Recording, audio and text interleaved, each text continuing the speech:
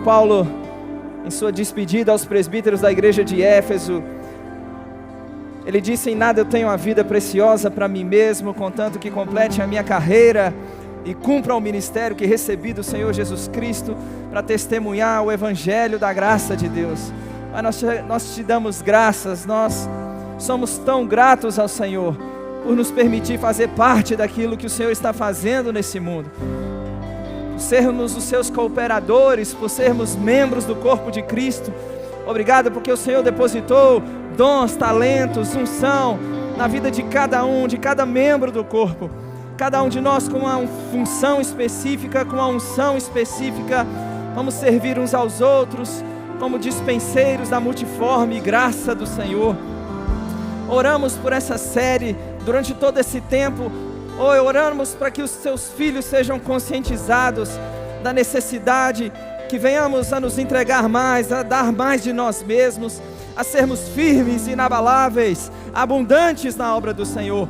Aquele que está desanimado sendo fortalecido, ou aquele que está abatido por situações que enfrentou em departamentos, situações que enfrentou com liderança, situações diversas que enfrentou, que deixou num lugar de paralisação, estagnado, ou essas pessoas sendo tiradas desse lugar durante esse tempo, dedicando suas vidas ao Senhor, dedicando-se completamente ao Senhor durante esse tempo. Nós oramos por sua palavra, cremos que ela vai cair em uma terra fértil nos nossos corações, ela não vai ficar à beira do caminho, ela não vai cair em solo rochoso, ela não vai cair entre espinhos, mas cairá em uma boa terra. Oramos, conceda-nos o espírito de sabedoria, de revelação no pleno conhecimento do Senhor, olhos do entendimento iluminados, compreensão da vocação, revelação da vocação. Como Paulo orou pelos crentes em Colossos, faça-nos transbordar, Pai, durante esses dias do pleno conhecimento da sua vontade, em toda sabedoria e entendimento espiritual. Nós queremos viver do modo digno do Senhor, para o seu inteiro agrado, frutificando em toda boa obra, crescendo no pleno conhecimento do Senhor, que nos fez idôneos, nos fez aptos, dignos a participarmos da herança dos santos da luz. Nós te agradecemos em nome de Jesus, em nome de Jesus, amém. Você pode se assentar. Muito obrigado, pessoal. A graça e a paz do nosso Senhor Jesus Cristo. Estamos dando início a mais uma série, e eu particularmente sou fascinado com esse tema, e tenho certeza e creio que você vai ser despertado. Se você já está servindo ao Senhor, você vai continuar intenso, firme, abundante na obra do Senhor. Mas se você talvez ainda não está servindo, não está envolvido em nenhum departamento, esses dias serão dias decisivos, onde a palavra de Deus vai te confrontar, vai te colocar em movimento, vai te mostrar a necessidade de você se envolver no serviço ao Senhor. Amém? Abra comigo a sua Bíblia em 1 Coríntios capítulo 15 e o verso 58. 1 Coríntios capítulo 15, verso 58. Pastor Tiago Borba, Juliana estão em Brasília para um evento de família, e coube a responsabilidade de compartilhar a palavra, e quero partir com você dessa escritura. Quem achou, diga amém. Paulo diz: sede firmes, ou portanto, ele começa o versículo dizendo: sede firmes, portanto, meus amados irmãos, sede firmes e inabaláveis, e sempre abundantes na obra do Senhor, sabendo que no Senhor o trabalho de vocês não é vão. Até o final da mensagem eu vou retomar esse capítulo, e você vai descobrir comigo que ele vai terminar o capítulo da ressurreição falando sobre serviço.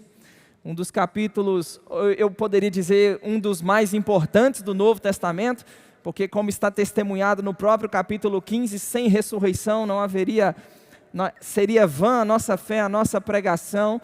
Paulo diz que os que dormiram em Cristo pereceram, e ele termina, depois de ensinar que os mortos ressuscitarão incorruptíveis, os vivos nem a morte vamos experimentar. Seremos transformados, revestidos de imortalidade, incorruptibilidade.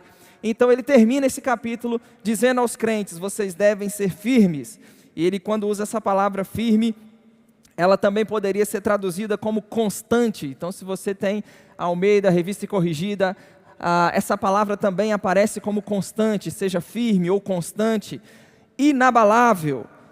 Você ser firme, persistente, mas também abundante na obra do Senhor. Primeiro ponto que gostaria de destacar com os irmãos é que o serviço é para todo o crente. Paulo não está escrevendo dizendo que o ser firme, inabalável e ser abundante na obra do Senhor é somente para os 5 dons do ministério. Amém. Ele está escrevendo para os crentes em Corinto. E estimulando os crentes, estimulando toda a igreja a ser firme e inabalável, ser abundante na obra do Senhor, porque no Senhor o nosso trabalho não é vão. E de fato, quando você olha para o padrão estabelecido pelo próprio Senhor, Efésios 4:11, o texto que Paulo ensina a respeito dos dons e o propósito pelo qual os dons ministeriais foram concedidos à igreja. Efésios 4:11, a Bíblia diz: Ele mesmo concedeu uns para apóstolos, profetas, evangelistas, outros para pastores e mestres. Agora seja bem honesto comigo, tá bom? Não precisa ficar com modéstia, né? Eu, o apóstolo, eu, o profeta. Quem aqui se identifica em um dos 5 dons ministeriais? Sem problema nenhum, tá bom? Várias mãos levantadas. Agora, vamos lá. Quem não se identifica em nenhum dos 5 dons ministeriais? Várias mãos levantadas. É óbvio que preciso destacar que o fato de ser chamado nos 5 dons ministeriais não faz de ninguém mais importante do que ninguém. Amém? É uma unção sobre as nossas vidas para servirmos uns aos outros. E aí Paulo deixa claro o propósito pelo qual esses dons foram concedidos. Continua a leitura no verso 12. Ele diz: concedeu 5 ofícios ministeriais. O texto diz: com vista ao aperfeiçoamento dos santos, para o desempenho do seu serviço. Não é curioso você pensar? Os 5 dons foram concedidos pelo Senhor Jesus Cristo para equipar os santos, para que os santos desempenhem o seu serviço. Perceba o que o texto está dizendo. Tem um serviço que os 5 dons realizam. Qual é o trabalho e o serviço dos 5 dons? Equipar os santos, porque tem um serviço que os santos vão desempenhar. Então, se você, por um acaso, não se identifica, talvez no momento não se identifica em nenhum dos 5 dons ministeriais, não tem problema algum, porque os 5 dons ministeriais foram concedidos para equipar você, para você desempenhar um serviço. Tem um serviço que não necessariamente será desempenhado, executado pelos 5 dons ministeriais, mas pelo corpo. Cada membro do corpo há uma tarefa, um trabalho, há algo que Deus espera que você realize. E nós não podemos pensar que o serviço, o trabalho na obra do Senhor é somente para os 5 dons. Se você pensar no que a Bíblia ensina, bom, a pregação do Evangelho é só para os 5 dons? A pregação é só para o evangelista. Não, eu não sou evangelista, então eu não vou pregar o evangelho. É assim, irmãos? Não, irmãos, eu e você, quantos creem que são em Cristo uma nova criação? Quantos creem que foram reconciliados com o Senhor Jesus Cristo? Bom, é no mesmo contexto que Paulo deixa claro que fomos reconciliados e transformados em ministros da reconciliação. Cada um de nós, como embaixadores do Senhor, carregamos uma responsabilidade, carregamos a mensagem da reconciliação. Só aí já colocamos uma responsabilidade sobre cada um dos irmãos, pregar Jesus Cristo, impor as mãos sobre os enfermos. Isso não é só para o evangelista, isso não é só para o pastor, isso é para o crente em Jesus Cristo. Então o serviço é para todo o crente. Os 5 dons concedidos pelo Senhor Jesus Cristo para equipar os santos, para que os santos desempenhem o seu serviço. Sobrenaturalmente equipados, vamos servir uns aos outros, vamos servir ao ministério, vamos servir ao Senhor. Amém, irmãos? E um outro detalhe que precisa ser destacado é que nós não servimos porque a igreja precisa. Aleluia. Nós não servimos porque o departamento precisa. Nós servimos porque faz parte do plano de Deus. Ao depositar dons, talentos, habilidades nas nossas vidas. Em 1 Pedro 4, eu vou voltar já em Efésios 4, mas em 1 Pedro 4, dos versos 10 e 11, Pedro diz: 1 Pedro 4, versos 10 e 11, vou ler na revista e atualizada, ok? Pedro diz: servi uns aos outros, cada um conforme o dom que recebeu. Diga, tem dom de Deus na minha vida. Agora, o dom de Deus nas nossas vidas, o dom de Deus depositado na sua vida, tem uma razão, tem um propósito: você servir ao seu irmão. Nós servirmos uns aos outros. Irmão, eu não prego para mim mesmo. A Bíblia diz que quem ensina, esmere-se em fazê-lo. Agora, qual razão e propósito se não fosse, nessa noite, você aqui, para ser alvo do dom de Deus na minha vida? Amém, gente? Se você não tivesse aqui, isso aqui era só parede, cadeira. O que Deus depositou na sua vida, o que Deus depositou nas nossas vidas é para servirmos uns aos outros. E aí ele usa uma expressão, ele diz, como bons dispenseiros da multiforme graça de Deus. Essa multiforme graça de Deus, ela poderia ser traduzida como a graça de Deus em suas múltiplas cores. Eu olho daqui de cima e eu vejo várias cores: amarelo, rosa, azul, vermelho. Da mesma forma, é o que Deus depositou, e essa é a beleza do corpo de Cristo, essa é a beleza dos dons, e essa é a beleza daquilo que Deus está fazendo ao depositar na vida de cada um de nós, dons, habilidades, talentos, para servirmos uns aos outros.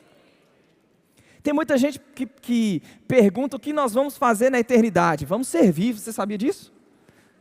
Apocalipse 22, verso 3, a Bíblia diz que não haverá nem luz de candeia, nem luz de sol, porque o Senhor Deus brilhará sobre eles. Apocalipse 22, dos versos 3 até o verso 5. O Senhor Deus brilhará sobre eles e reinarão pelos séculos dos séculos. Se você achou que sua eternidade ia ser monótona, chata, cansativa, esquece essa ideia, tá bom? Você vai estar glorificado em corpos de glória, de poder, transformados. Os talentos e os dons que Deus depositou nas nossas vidas, livres do pecado que nos desfigurou, que desfigurou e comprometeu de alguma forma o que Deus originalmente nos criou para fazer e realizar. Eu e você na eternidade vamos servir uns aos outros. Haverá tarefa, governo, trabalho. Vai se acostumando. Então Pedro diz que devemos servir uns aos outros. Aí ele estende um pouco a lista, ele diz: se alguém fale de acordo com os oráculos de Deus. Se alguém serve, faça na força que Deus supre, para que em todas as coisas Deus seja glorificado por meio de Jesus Cristo, a quem pertence a glória e o domínio pelos séculos dos séculos. Amém. Volta para Efésios 4, vamos ler os versos 15 e 16. Nós lemos o 11 e o 12. Os dons foram concedidos para o aperfeiçoamento dos santos, para o desempenho do seu serviço. Então, como falamos, os santos sobrenaturalmente aperfeiçoados devem servir. E como eu disse, não servimos porque a igreja precisa, porque o departamento precisa, servimos porque faz parte do plano de Deus para as nossas vidas. E aí ele fala da maturidade, do propósito, dos dons, de nos conceder ou de nos conduzir a essa maturidade, a perfeita varonilidade, à medida da estatura da plenitude de Cristo. E então no verso 15, Efésios 4, verso 15 diz: mas seguindo a verdade em amor, cresçamos em tudo naquele que é a cabeça, Cristo, de quem todo o corpo, olha que detalhe importante, bem ajustado e consolidado pelo auxílio de toda a junta, segundo a justa cooperação de cada parte, efetua o seu próprio aumento para a edificação de si mesmo em amor. Quem observou o que leu? O crescimento que Deus deseja passa por todo o corpo, ajustado, consolidado, auxílio de toda a junta, justa cooperação de cada parte. Já parou para pensar que pode ser que tem uma área específica que não se desenvolveu ainda, não cresceu ainda, porque falta você? Falta você dizer sim, falta você se entregar mais, falta você dar mais de si para o Senhor. Eu já contei essa história algumas vezes. Meus cunhados são gêmeos, apaixonados por moto. Eu não lembro se eu contei aqui, mas já contei algumas vezes. Era aniversário da igreja, meus sogros são pastores no interior do Espírito Santo. Era aniversário da igreja, um deles, o Hugo, ele apressado para o culto, foi lavar a moto e chegou na hora de lavar a corrente da moto, ele foi lavar a corrente da moto com a moto ligada. E aí a bucha agarrou, ele foi tentar tirar a bucha, perdeu essa falange aqui. Parte do dedo, caiu no chão, ele desmaiou. Meu sogro, aquele procedimento padrão, pegou, colocou no gelo. A cidade pequena, 10 mil habitantes talvez, precisaram viajar 40 quilômetros para uma cidade vizinha. Quando nessa cidade um médico especialista, acredito que era, né, especialista nesse tipo de procedimento, ele tentou fazer a cirurgia de reconstrução e disse que não tinha como, tamanho estrago causado, estraçalhou parte do dedo, ele perdeu essa falange aqui. Por ser destro, e só por ter perdido essa falange, 20% da funcionalidade, da mobilidade, daquilo que ele realiza com a mão direita ficou comprometido. 20%. O médico disse que se fosse o polegar teria sido 40%. Tem alguém da área da saúde aqui? Várias mãos. Quem topa nessa noite perder a falange? Quem topa? Tá cheio de gente da saúde aí, vai ter anestesia, vai ter ponto direitinho, hein? Quem topa? Quem está afim? Ninguém em sã consciência. Não é verdade? Agora vamos lá, nós somos o corpo de Cristo, individualmente somos membros do corpo. É só uma falange, mas é uma falange que comprometeu 20% da funcionalidade de um determinado membro. Talvez você diga, eu sou só uma falange. Mas se você não tiver onde Deus pensou, onde Deus, uma linguagem mais bíblica, onde Deus dispôs, onde Deus estabeleceu, 20% de uma área vai estar comprometido por causa da sua negligência, talvez preguiça, talvez desejo, interesse pessoal. Todo o corpo, consolidado pelo auxílio de toda a junta, segundo a justa cooperação de cada parte, efetua o seu próprio aumento. O crescimento que Deus deseja passa, irmãos, por todos nós. Graças a Deus que nós não somos iguais. Graças a Deus que não carregamos as mesmas unções. Graças a Deus porque não realizamos as mesmas tarefas. Pensem quão chato e monótono não seria. Robôs projetados para fazerem todas as mesmas coisas. Não, graças a Deus porque somos diferentes, temos unções diferentes e essa é a beleza do corpo de Cristo. Essa é a beleza de servir ao Senhor. Não há razão para competição. Não há razão para comparação. Para que você, a mão, vai tentar se comparar com o pé? Com qual razão? Estou triste, chateado que eu não sou o pé. Se contente em ser o que Deus fez de você. Se contente em funcionar no lugar que Deus estabeleceu. Até mesmo porque, irmãos, a nossa identidade não está no serviço que realizamos. A nossa identidade não está no fato de ser apóstolo, profeta, evangelista, pastor ou mestre. Irmão, não está, a sua identidade está em quem você é em Cristo Jesus. Você é uma nova criação, resgatado, justificado, lavado pelo sangue de Jesus, assentado com Cristo nos lugares celestiais. Isso é quem você é. O chamado, a unção, é para serviço. Imagina o profeta se trancar dentro do quarto, vou profetizar para mim mesmo. Não, irmãos. Não pense que sua identidade está no fato de ter um PR na frente do seu nome, porque isso não torna você melhor do que você já é, quem você já é nele. Você já é nele, uma nova criatura, você já é nele, propriedade exclusiva de Deus. Então o serviço, diga, é para todo crente. Número 2. Não tem membro do corpo mais importante do que outro no reino. Atos 6, vai lá comigo. Atos 6, verso 1, a Bíblia diz que o número dos discípulos estava se multiplicando. E no verso 1 diz que houve murmuração dos helenistas. Helenistas eram judeus de fala grega. Contra os hebreus, porque as viúvas deles estavam sendo esquecidas na distribuição diária. Então os 12, a Bíblia diz no verso 2, Atos 6, verso 2.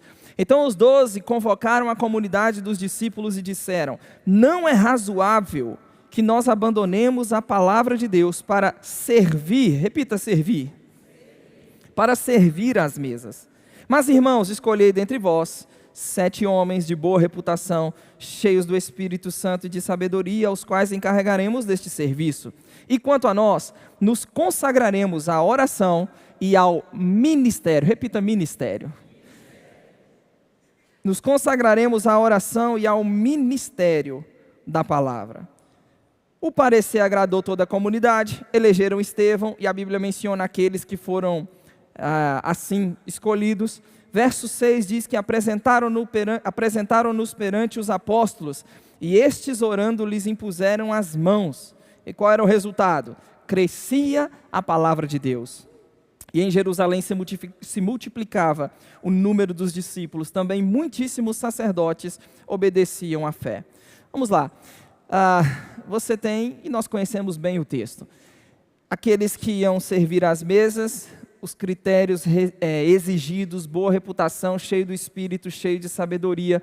Os apóstolos, nós vamos nos dedicar ao ministério da oração e da palavra. Um detalhe importante no texto, que quando traduzido passa desapercebido, é que a mesma palavra grega é usada para designar aqueles que serviriam às mesas, para os apóstolos que se consagrariam, se dedicariam ao ministério da oração e da palavra.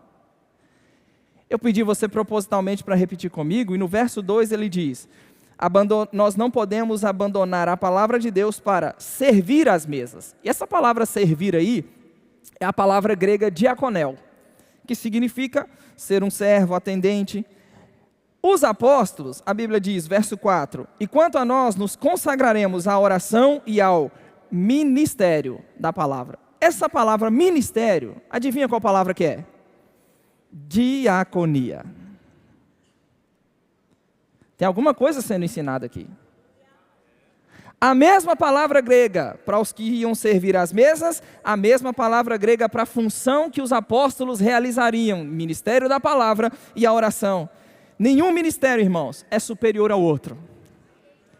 Talvez você pense que compartilhar a palavra é superior àqueles que estão em outros departamentos, com outras funções, realizando outras tarefas, mas diante de Deus não tem importância.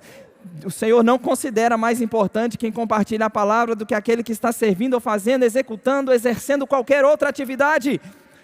Para o Senhor é o serviço igual. É a tarefa, é a vocação que é diferente. Quem está entendendo isso, irmãos? Você olha, como eu disse, essas duas palavras, elas apontam para um serviço legítimo que onde cada um vai exercer ou tem ou carrega uma vocação específica. O argumento aqui não é hierárquico. A palavra é mais importante do que as mesas, mas vocacional.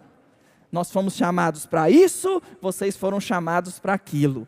E se cada um ocupar o lugar que Deus dispôs, o lugar que Deus estabeleceu, se cada um de nós funcionarmos no lugar que Deus projetou e idealizou, nós vamos experimentar do crescimento aqui descrito. A Bíblia diz que a palavra de Deus crescia e o número dos discípulos se multiplicava. Tem gente que não foi chamado para música. Está tudo bem. Eu queria tanto uma oportunidade. E muitas vezes as pessoas pensam, porque a música, por ser um lugar de visibilidade, pensa que é mais importante do que a preciosa tarefa que os nossos irmãos lá no trânsito estão desempenhando. Talvez pense que a tarefa da música, porque tem uma visibilidade maior, é mais importante do que a preciosa tarefa que as irmãs, os irmãos estão realizando na igreja de crianças. Nós nos mudamos para Campina Grande em 22 de janeiro de 2024. E meu último ano na igreja em Belo Horizonte, eu já era professor do Rema, já era professor da Escola de Ministros, eu era membro da diretoria da igreja em Belo Horizonte. Nunca almejei pastorear. Membro da diretoria da igreja, professor da Escola de Ministros, professor do Rema, né? Alguém diria, uau! Deus falou comigo, vai servir na igreja de crianças. Um ano, pelo menos um domingo por mês, servindo na igreja de crianças. Para qual razão, qual propósito? Dar o exemplo para outros. Aí os pais chegavam lá para deixar as crianças. Ó, você aqui? Para te dar exemplo. E a gente aprende a apreciar e a valorizar o trabalho precioso que essa turma realiza. Lá não é um lugar somente para colocar os meninos para não atrapalhar o culto. Tudo é pensado, idealizado. Há uma programação específica, algo específico acontecendo. Amém. Então não tem membro mais importante. Olha o que Coríntios 12 diz. 1 Coríntios 12, verso 18. 1 Coríntios capítulo 12, verso 18. Paulo diz: Deus dispôs os membros, colocando cada um deles no corpo como lhe aprouve. Se todos, porém, fossem um só membro, onde estaria o corpo? O certo é que há muitos membros. Diga, graças a Deus. Há muitos membros, mas um só corpo. Não podem os olhos dizer à mão: não precisamos de ti, nem ainda a cabeça aos pés: não preciso de vós. Pelo contrário, os membros do corpo que parecem ser mais fracos são o que está escrito aí, pessoal? São necessários. Lembra da falange, tá bom? É só uma falange, é só uma parte do dedo, mas é necessário. Os membros do corpo que parecem ser mais fracos, eles são necessários. E você é necessário, o que Deus depositou na sua vida é necessário. Se você entende que Deus te plantou nesse lugar, o que Ele depositou na sua vida também vai contribuir para o avanço e o crescimento dessa obra. Em 1 Coríntios 3, o apóstolo Paulo corrige os crentes, formando partido em torno dos ministros. 1 Coríntios capítulo 3, verso 4. Paulo diz, primeiro ele começa o capítulo falando da carnalidade daqueles coríntios. Crianças, precisavam de leite, não podiam suportar alimento sólido. E aqui ele fala em que a carnalidade deles estava se evidenciando. Quando, pois, verso 4, 1 Coríntios 3, 4. Quando, pois, alguém diz, eu sou de Paulo, e outro, eu de Apolo, não é evidente que andais segundo os homens? Quem é Apolo? Quem é Paulo? Ele usa a palavra aí grega diáconos, servos, por meio de quem crestes. E isto conforme o Senhor concedeu a cada um. Vamos pensar no que Paulo está dizendo. Os coríntios estão formando partido. Eu sou de Paulo, eu sou de Apolo. Graças a Deus não acontece mais hoje, só aconteceu lá atrás na igreja de Corinto. Eu prefiro o pregador A, eu prefiro o pregador B, eu prefiro o dom A, o dom C. Não acontece hoje, graças a Deus. Paulo diz, quem é Paulo e quem é Apolo? Somos diáconos, servos, por meio de quem vocês vieram a crer. Aí diz, e isto conforme o Senhor concedeu a cada um. Porque como nós acabamos de ler em 1 Coríntios 12, 18, foi Deus que dispôs e estabeleceu os membros do corpo como lhe aprouve. Eu plantei, Apolo regou. Então ele fala qual foi a tarefa que ele recebeu, qual foi a tarefa que Apolo recebeu. Eu plantei, Apolo regou, mas o crescimento veio de Deus. Agora olha o que ele diz no verso 7. De modo que nem o que planta é alguma coisa, nem o que rega, mas Deus que dá o crescimento. Lá na minha terra, em Minas, nós diríamos, baixa a bola, pensa menos de si mesmo. Porque se eu não fizer, não acontece. Se eu não colocar a mão para executar, não, menos. Quem é um, quem é outro? Somos servos. O que nos diferencia? A tarefa que o Senhor concedeu a cada um. Um planta, outro rega. O mais importante é Deus que está realizando. Deus que dá o crescimento. Ele diz, ora, o que planta e o que rega são um, e cada um vai receber o seu galardão segundo o seu próprio trabalho, porque de Deus somos cooperadores, lavoura de Deus, um edifício de Deus nós somos. Cada um vai receber galardão, recompensa do Senhor pelo seu trabalho, já vamos falar sobre isso. Então ele usa a mesma palavra, diaconia, e de fato você vai encontrar no Novo Testamento 3 palavras gregas para serviço, ou para o servo. A palavra doulos, ela é usada para descrever Jesus. Em Filipenses 2:7 a Bíblia diz que ele, Jesus, a si mesmo se esvaziou, assumindo a forma de servo. E a palavra grega ali é a palavra doulos, que significa servo, escravo, ministro.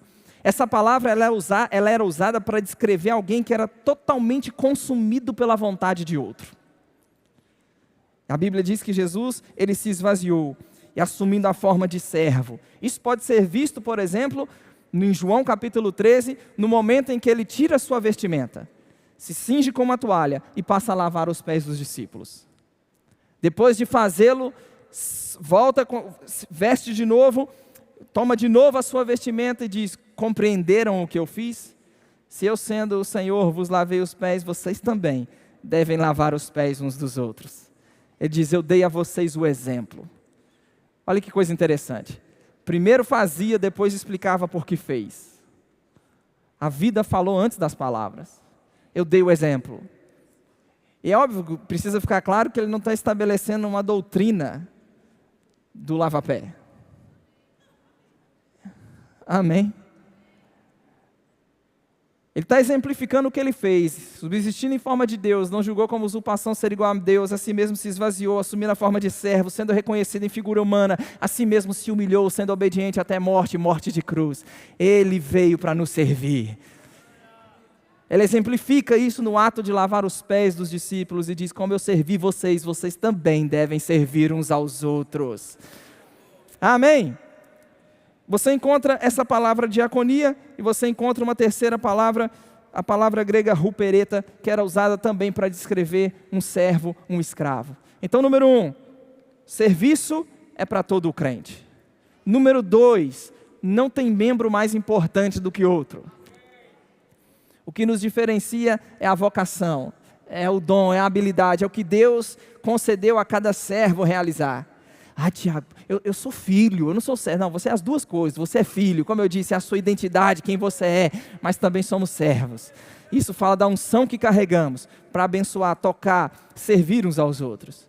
Terceiro e último, no Senhor, o nosso trabalho não é vão. Volta em 1 Coríntios 15. Lemos o versículo 58 e eu quero chamar a sua atenção para o início do capítulo, o início do versículo. 1 Coríntios 15 e o verso 58.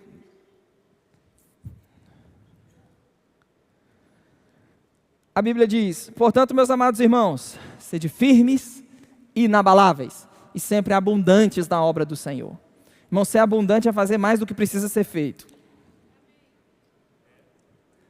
Aí ele diz: sabendo que no Senhor o nosso trabalho não é vão. Quantos, sejam honestos, tá bom? Quantos não acham maravilhoso quando alguém reconhece o nosso serviço? É bom, não é, gente? Muito obrigado, trabalho bem feito, foi maravilhoso, ensinou maravilhosamente bem, pregou bem, que trabalho esse maravilhoso que você tem realizado. É bom, não é, gente?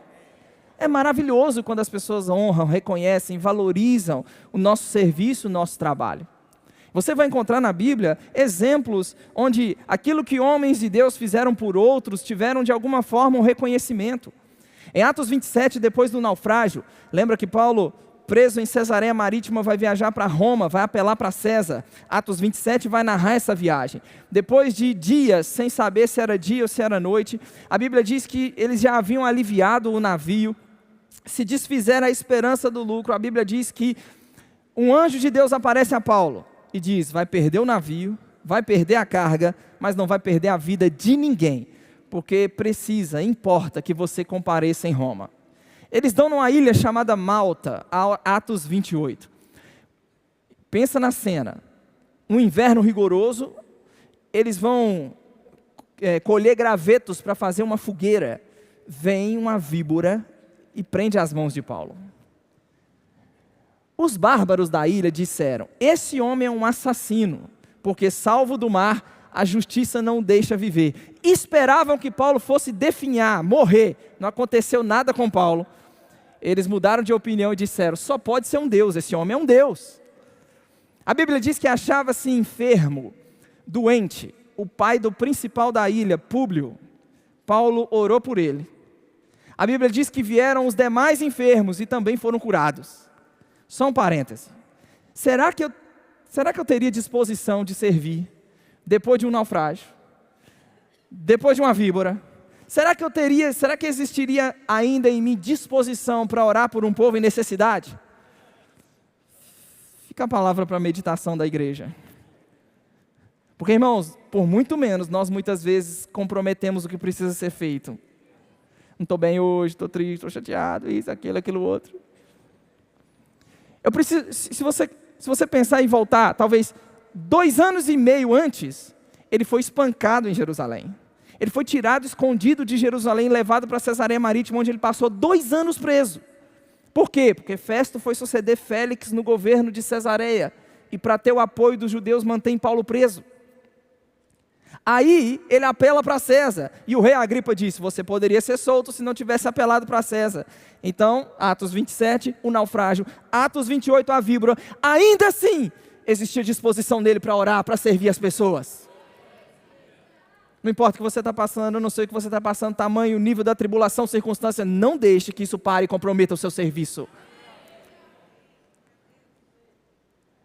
A Bíblia diz que, tendo eles de seguir viagem, Atos 28, versos 9 e 10, tendo eles de seguir viagem, puseram a bordo tudo o que era necessário, dispensando os irmãos com muitas honrarias. Irmãos, às vezes as pessoas vão demonstrar gratidão.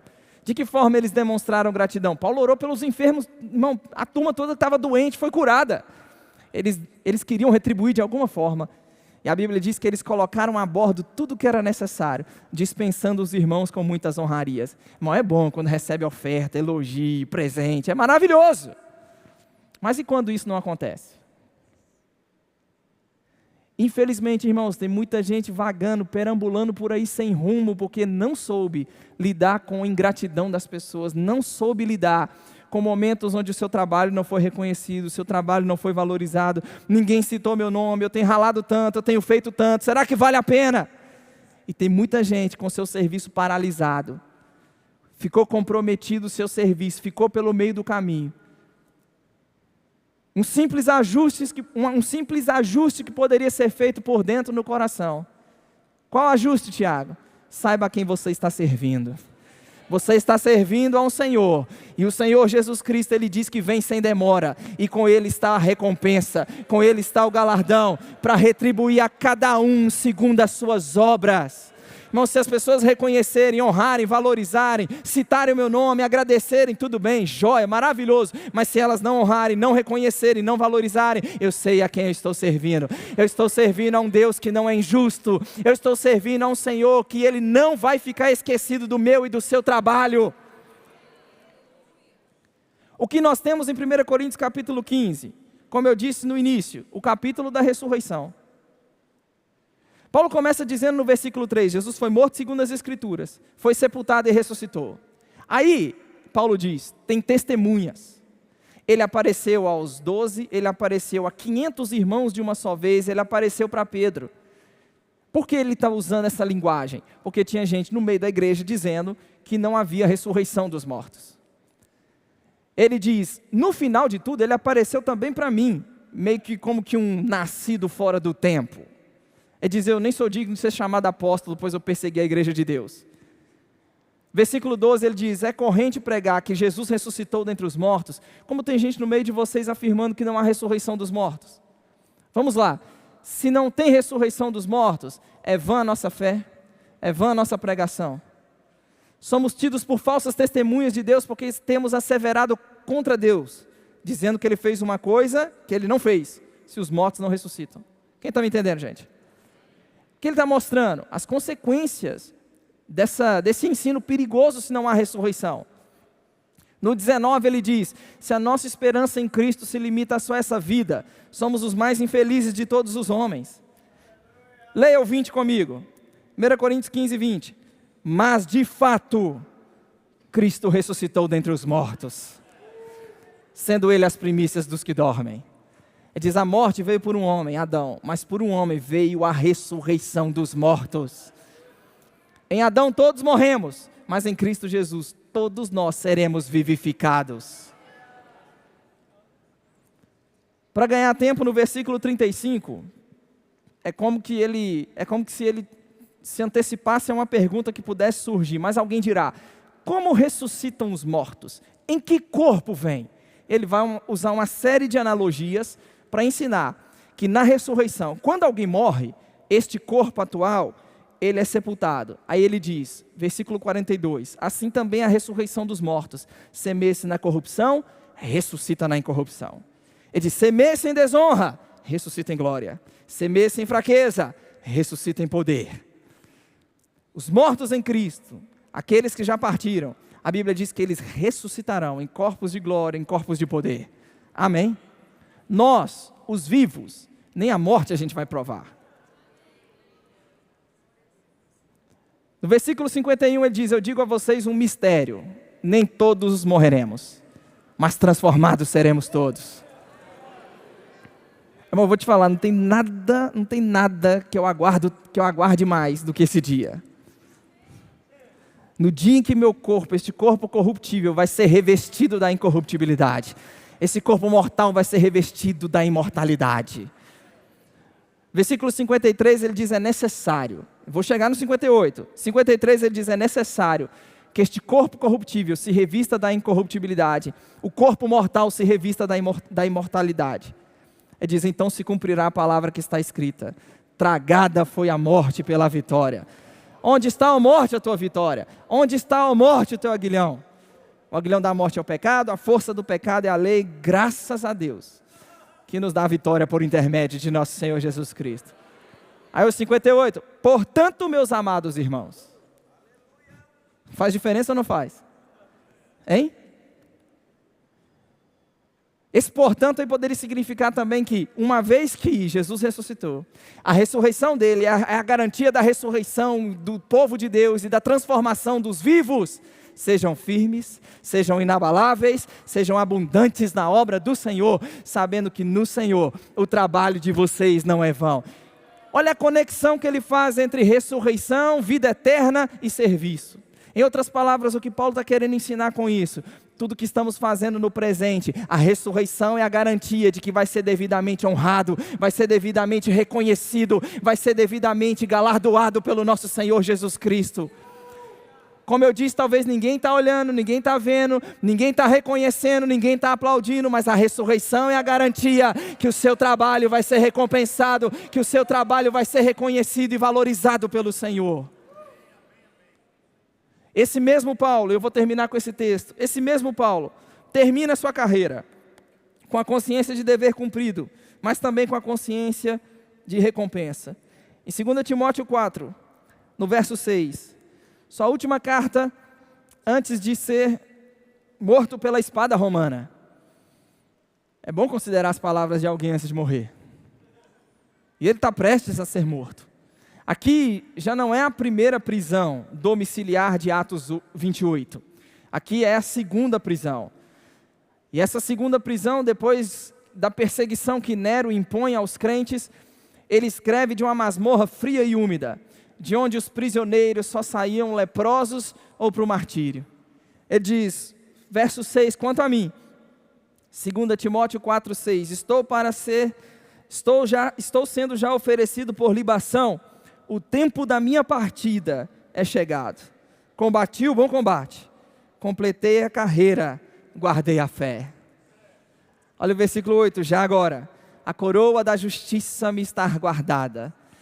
A coroa da justiça me está guardada, a qual o reto juiz me dará naquele dia. Ele diz, e não somente a mim, mas a todos quantos amam a sua vinda. Irmão, vale a pena servir ao Senhor. Vale a pena se dedicar, vale a pena se gastar e se deixar ser gastado, porque Ele não é injusto, para ficar esquecido do nosso trabalho. Você recebe isso nessa noite? Fica em pé comigo, queria que o pessoal da música viesse aqui. Nós cantamos sobre isso. Me envolva na tua história, minha vida para a tua glória. Não, pensa que privilégio, que honra. Alguns de nós podemos olhar para trás, para o nosso passado, para o que nós éramos e reconhecermos a fidelidade do Senhor. Senhor, obrigado porque o Senhor me considerou fiel, me designando para um ministério. Me considerou fiel, me designando para o serviço. A mim que noutro tempo, Paulo diz, era blasfemo, perseguidor, insolente. O que você era noutro tempo? Quem você era? Ele te considerou fiel, te designando para o serviço. Aí ele diz, no outro tempo eu era blasfemo, perseguidor e insolente, mas eu obtive misericórdia, pois eu fiz na ignorância. Ele diz, o principal se evidencia na minha vida hoje, Jesus Cristo e a sua completa longanimidade. É dizer, eu sou hoje um modelo para quantos venham a crer nele para a salvação. Ele te designou fiel para servir uns aos outros, para servirmos uns aos outros. Como eu disse, depositou dons, talentos nas nossas vidas.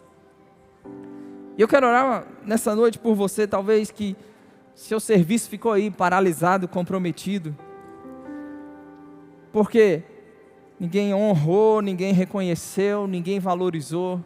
Irmão, acredite, eu sei como é decepcionante mesmo. É bom quando o trabalho é reconhecido e valorizado. E aqui vai uma dica para você, líder, aprenda a valorizar, reconhecer e honrar aqueles que estão pegando junto com você, aqueles que estão servindo, aqueles que fazem a coisa acontecer. Mas nessa noite você e eu, nós podemos guardar nosso coração no Senhor, dizendo, Senhor, é o Senhor que vem com a recompensa, é o Senhor que tem o galardão para retribuir. Fecha seus olhos, Pai, em nome de Jesus. Eu oro por aqueles que em um outro momento foram tão intensos, tão dedicados. Eu oro por aqueles que em outros momentos se entregaram tanto, deram tanto de si, mas por alguma decepção, alguma situação, seu trabalho, seu serviço ficou paralisado, comprometido.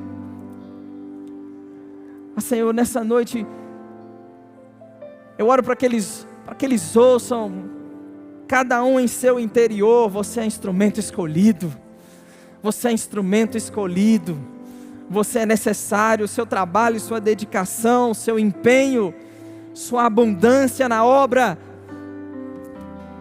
Eu oro para que muitos nessa noite saiam desse lugar de inércia, que voltem de forma tão ativa, tão intensa a servirem ao Senhor. Enquanto vamos cantar isso mais uma vez, faça a sua oração. Talvez nessa noite você tenha que se livrar de uma amargura que brotou e começou a criar raízes dentro de você. Você tomar a decisão de dizer, Senhor, eu deixo isso para trás, eu vou avançar para as coisas que estão adiante de mim. Eu sei que tem um alvo a ser alcançado e eu vou prosseguir para ele, em nome de Jesus.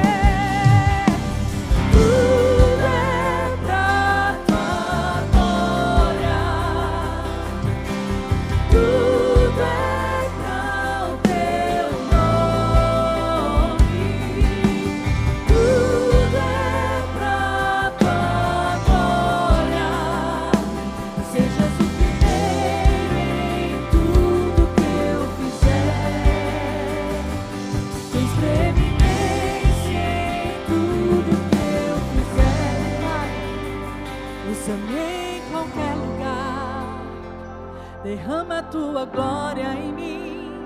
Servirei em qualquer lugar. Quero ver tua beleza. Usa-me em qualquer lugar. Derrama tua glória em mim. Servirei em qualquer lugar. Quero ver tua beleza. Usa-me em qualquer lugar. Derrama tua glória em mim. Servirei em qualquer lugar. Quero ver tua beleza. Usa-me em qualquer lugar. Derrama tua glória em mim. Servirei em qualquer lugar. Quero ver tua beleza. Me envolva na tua história, minha vida, pra tua glória. Me envolva na tua história, minha vida, pra tua glória. Me envolva na tua história, minha vida, pra tua glória. Me envolva na tua história, minha vida. Meu prazer, meu Deus, tu és. Meu Deus, tu és. Meu Deus, tu és. Meu prazer. Tudo é pra tua glória. Tudo é pra o teu nome. Tudo é pra tua glória. Sejas o primeiro em tudo que eu fizer. Tens preeminência em tudo que eu fizer. Sejas o primeiro em tudo que eu fizer. Tens preeminência em tudo que eu fizer.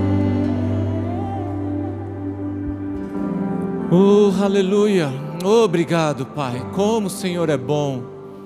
Aleluia.